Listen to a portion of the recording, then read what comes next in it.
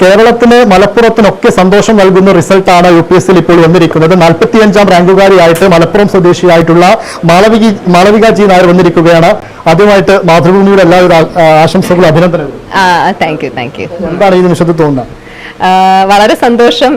ഞാൻ UPSC പരീക്ഷ എൻ്റെ അവസാനത്തെ അറ്റംപ്റ്റ് ആയിരുന്നു. മാത്രമല്ല വളരെ പ്രത്യേകതയുള്ള ഒരു അറ്റംപ്റ്റ് ആയിരുന്നു. എനിക്ക് ഈ പ്രാവശ്യം കുട്ടിയുണ്ടായിരുന്നു. അവനെ വെച്ചുകൊണ്ടാണ് പരീക്ഷ എഴുതിയിരുന്നത്.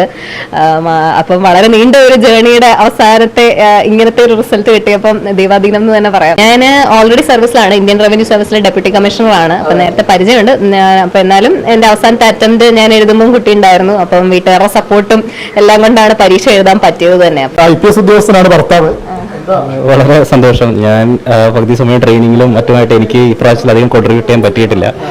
കുട്ടി ഉണ്ടായിരുന്നപ്പോൾ തന്നെ മാളവികയുടെ പേരൻസും അനിയത്തിയൊക്കെയാണ് കൂടുതലും ഹെൽപ്പ് ചെയ്തത്. കുട്ടി ഉണ്ടായ 13 ദിവസം കഴിഞ്ഞിട്ടാണ് മെയിൻസ് പരീക്ഷ എഴുതാൻ പോയത്. അപ്പോൾ അതൊക്കെ ഒരു ചലഞ്ചായിരുന്നു. അത്രയും കഷ്ടപ്പെട്ടപ്പോൾ എന്തെങ്കിലും റിസൾട്ട് കിട്ടും എന്നുള്ള ഒരു എല്ലാവരുടെയും പ്രാർത്ഥന ഇപ്പോൾ ഉണ്ട്. വളരെ സന്തോഷം. എന്റെ സ്വദേശം തിരുവല്ലയാണ്. ഇപ്പം എന്റെ ഹസ്ബൻഡ് ഇപ്പം ഇവിടെ വർക്ക് ചെയ്യാണ്, ട്രെയിനിങ്ങിലാണ് മലപ്പുറത്ത്. അങ്ങനെയാണ് ഞങ്ങൾ യദൃശ്ചിക മലപ്പുറത്ത് വന്നപ്പോഴാണ് ഈ സന്തോഷമുള്ള റിസൾട്ട്. അപ്പൊ അതൊരു സന്തോഷം. ഞാൻ പരീക്ഷ എഴുതി തീർന്നപ്പം അവസാനം ലിസ്റ്റിൽ വരുമായിരിക്കും. പക്ഷെ നമുക്ക് റാങ്ക് ഒരിക്കലും പ്രെഡിക്ട് ചെയ്യാൻ പറ്റില്ല. ഒരുപാട് ഫാക്ടേഴ്സ് ഉണ്ട്. എത്ര റാങ്ക് വരും നമുക്ക് അറിയില്ല. അപ്പം വരുമായിരിക്കും എന്നൊക്കെ പ്രതീക്ഷിച്ച് പ്രാർത്ഥിച്ചു. അപ്പൊ ഇത്ര റാങ്ക് വരുമെന്ന് അറിയില്ലായിരുന്നു. സർവീസിൽ ഇന്ന് പലതവണ ഞാൻ എഴുതിയിരുന്നു. അപ്പൊ 6ാമത്തെ അറ്റംപ്റ്റും തീർക്കാൻ വേണ്ടിയിട്ടാണ് ഞാൻ ഇപ്രാവശ്യം എഴുതിയത്. അങ്ങനെ അപ്പൊ ഇത്തവണ വേറൊരു ചാലഞ്ച് ആയിരുന്നു. അപ്പൊ കുട്ടിയും കൂടെ ഉണ്ടായിട്ട് എഴുതിയത്. അങ്ങനെ അവസാനത്തെ അറ്റംപ്റ്റ് നമ്മൾ വിജയം കൈവരിച്ചു. അതാണ്.